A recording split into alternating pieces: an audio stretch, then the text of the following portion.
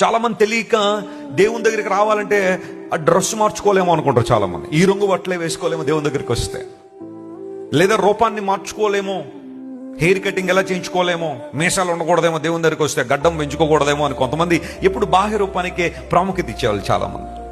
ప్రభు దగ్గరికి రాగానే, దేవుడి దగ్గర రాగానే ఆ మాల వేసుకోలేమో, ఈ కంకణాలు పెట్టుకోలేమో, అవి చేసుకోలేమో, ఇవి చేసుకోలేమో, కొంతమంది అవన్నీ తగిలించుకుంటూ ఉంటారు. ఎందుకోసం అంటే వాళ్ళు ప్రపంచానికి క్రైస్తవులు అని తెలియాలని చెప్పి అవన్నీ వేసుకోవడం ద్వారా ఓహో హీఈస్ ఎ క్రిస్టియన్ అని అందరూ అనుకోవాలని చెప్పి ప్రయత్నాలు చేస్తుంటారు చాలా మంది. మీటింగ్లు జరుగుతున్నప్పుడు కొంతమంది వాక్యం వినడానికి వెళ్ళరు, అక్కడ బుక్ స్టాళ్ళు ఉంటాయి, స్టాళ్ళు పెడతారు, అక్కడ దండలో బిళ్ళలు అమ్ముతుంటే ఓ 4 బిళ్ళలు 2 దండలు కొనుక్కొని రోజు తగ్గించుకుని తిరుగుతూ ఉంటారు. అందరూ ఏమనుకోవాలంటే వీటిని ధరించాడు కాబట్టి మన సహోదరుడు ఎవరన్నమాట, క్రైస్తవుడు అనమాట.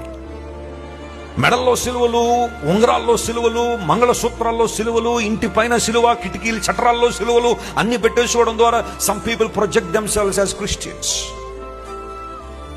But Bible tells us something contrary to that. నీ బాహ్య రూపం మారడానికి దేవుడు ప్రాముఖ్యతనివ్వట్లేదు, కానీ నీ అంతరంగం మారాలి. యేసు ప్రభువు చేసిన ఆ ప్రసంగంలో హైలైట్ ఇదే, ప్రాముఖ్యమైన అంశం ఇదే. He was talking about inner transformation.